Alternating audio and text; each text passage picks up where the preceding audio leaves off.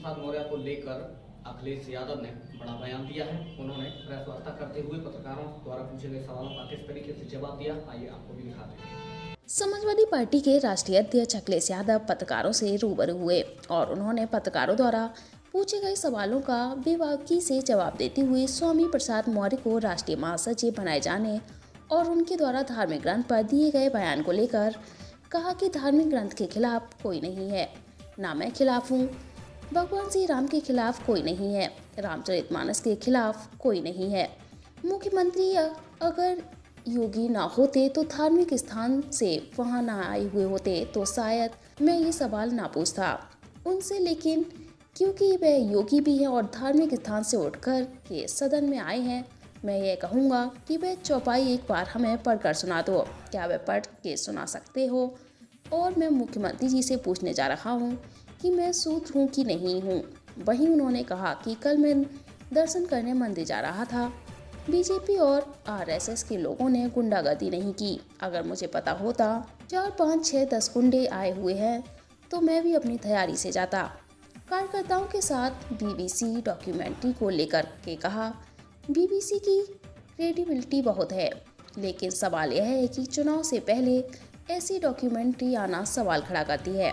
हमें कोई सवाल नहीं है बीबीसी की क्रेडिबिलिटी पर। यह डॉक्यूमेंट्री पहले भी तो आ सकती थी, लेकिन 24 का चुनाव आने से पहले यह डॉक्यूमेंट्री क्यों आई है? और जो फिर डॉक्यूमेंट्री में जो सच्चाई है, क्या भारत सरकार को शर्म नहीं आ रही है? इन बातों को लेकर के कितनी बदनामी हो रही है, किस तरह से लोगों की जान गई है, किस तरीके से सरकारी मशीनरी लगी थी हत्या कराने में, यह डॉक्यूमेंट्री में सब बातें हैं। और फिर आज के ज़माने में तुम बैन कर रहे हो यूट्यूब हर एक के मोबाइल में, और वह डॉक्यूमेंट्री है। बीजेपी वालों, इतना तो समझ रखो कि आज के ज़माने में कोई चीज़ रोक नहीं सकता। कितना ना समझ लोग हैं। बागेश्वर धाम के धीरेन्द्र शास्त्री को लेकर के कहा, मैं तो आपसे कहूँगा देखो मत, उसे अगर ठीक ठाक रहना है तो मुगल गार्डन का नाम बदलकर अमृतोद्यान किए जाने को लेकर के कहा, ये बीजेपी के लोग हैं, किसी का भी नाम बदल सकते हैं। और वह एक कहावत है कि छोटे मियाँ तो छोटे मियाँ, बड़ी मियाँ सुभान अल्लाह। यह पहली बार देखने को मिला है। उत्तर प्रदेश के मुख्यमंत्री जो काम कर रहे हैं वही दिल्ली की सरकार काम कर रही है। नाम बदलना, दूसरों का काम अपना बना लेना। देखिए, हालांकि बीबीसी की क्रेडिबिलिटी बहुत है, लेकिन सवाल ये है कि चुनाव से पहले ऐसी डॉक्यूमेंट्री आना सवाल खड़ा करती है। हमें कोई शिकायत नहीं है बीबीसी की क्रेडिबिलिटी पर। ये डॉक्यूमेंट्री पहले भी तो आ सकती थी, 1 साल पहले, 2 साल पहले, लेकिन 24 का चुनाव आने से पहले ये डॉक्यूमेंट्री क्यों आई है? और फिर डॉक्यूमेंट्री में जो सच्चाई है, क्या भारत सरकार को शर्म नहीं आ रही इन बातों को देखकर कि दुनिया में कितनी बदनामी हो रही है, किस तरह लोगों की जान गई है, किस तरीके से सरकारी मशीनरी लगी थी हत्या कराने में? तो ये डॉक्यूमेंट्री में सब बातें। और फिर आज के ज़माने में तुम बैन कर रहे यूट्यूब, हर एक के मोबाइल में वो डॉक्यूमेंट्री है। अरे बीजेपी वालों, इतना तो समझ रखो कि आज के ज़माने में कोई चीज़ कुछ रोक नहीं सकता।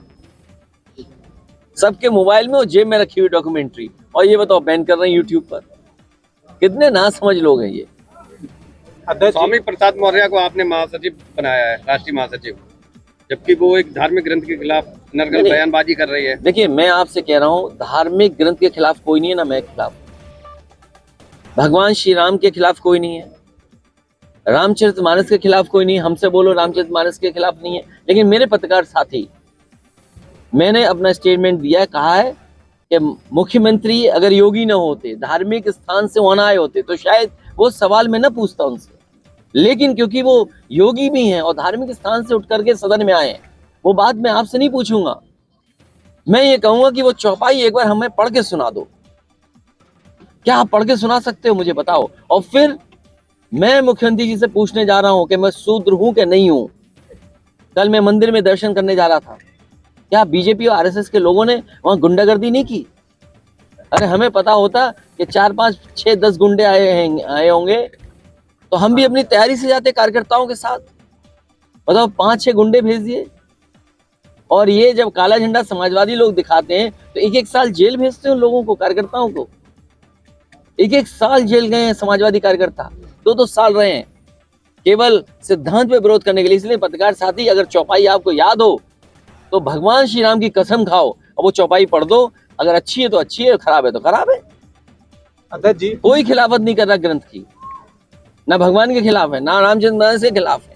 लेकिन ये बीजेपी वाले ये बताएं उनके नेता क्या क्या कहते हैं। आप चौपाई पढ़िए ना, आप पढ़ दो। मैं नहीं, अगर याद है तो पढ़ दो आप।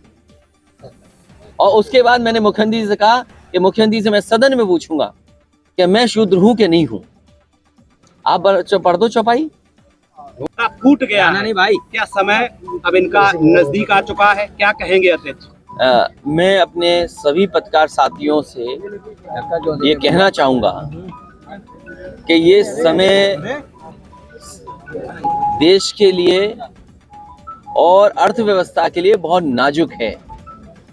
मुझे याद है कि जिस समय बिजली विभाग के सरकारी कर्मचारियों का प्रोविडेंट फंड एक प्राइवेट कंपनी में इन्वेस्ट कर दिया गया था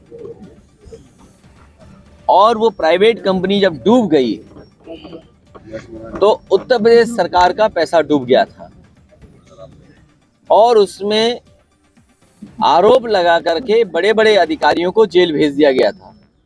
ईडी और तमाम तरह की जांचें हुई थी उस पैसे से जिन जिन का संबंध था। आज एसबीआई का, जो हमारी सबसे प्रतिष्ठित संस्थान है, बैंकिंग में भारत की सबसे प्रतिष्ठा वाली जगह है एसबीआई, और फिर दूसरी प्रतिष्ठित जिसमें आम आदमी ने अपना पैसा लगाया एलआईसी। अगर 70,000 करोड़ से ज्यादा 55,000 करोड़ रुपया इन्वेस्ट कर दिया जाएगा प्राइवेट, और वो भी एक जानबूझ करके लाभ पहुंचाने के लिए, एक उद्योगपति के लिए, और अगर वो उद्योगपति डूबा तो क्या एसबीआई के बड़े अधिकारी, एलआईसी के चेयरमैन जेल जाएंगे कि नहीं जाएंगे? उत्तर प्रदेश में भारतीय जनता पार्टी की सरकार ने जिन लोगों ने प्रोविडेंट फंड को डीएचएफएल में इन्वेस्ट कर दिया था, डीएचएफएल गिरने की वजह से, डूबने की वजह से वो पैसा डूबा था, उस समय अधिकारियों पर आरोप लगा करके जेल भेजा। कई साल उन्हें जेल रहना पड़ा। ये तो 1200 करोड़ का मामला था, ये तो 1 लाख करोड़ से ज्यादा का मामला है।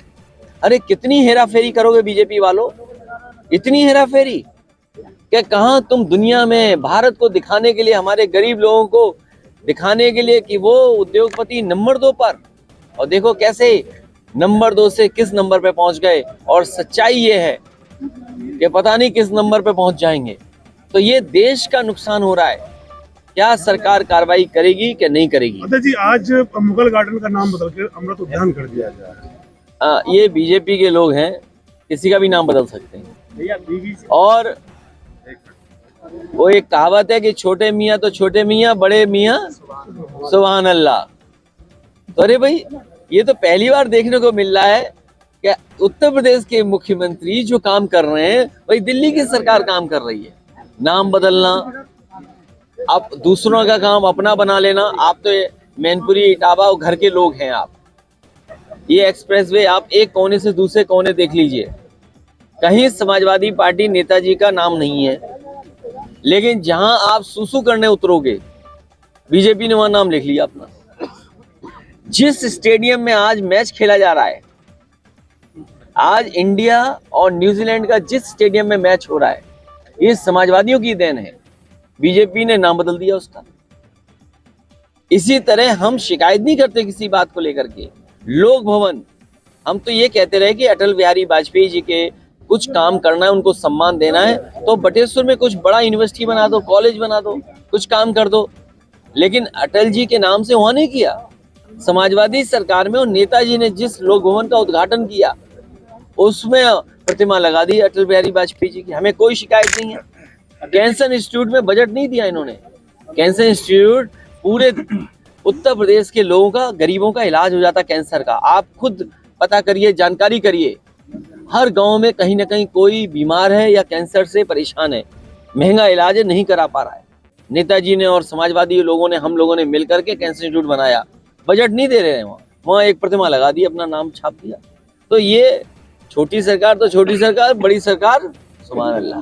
ज्यादा ताकत तो आप लोगों को दी है, तो इसी वजह से तो आपका पहले सवाल कि अब सब कुछ आपके हाथों में सौंप दिया गया है। सेकंड, देखिए, समाजवादी पार्टी लगातार अपनी बात रख रही है और समाजवादी पार्टी के पास ये काम बताने को, दिखाने को है।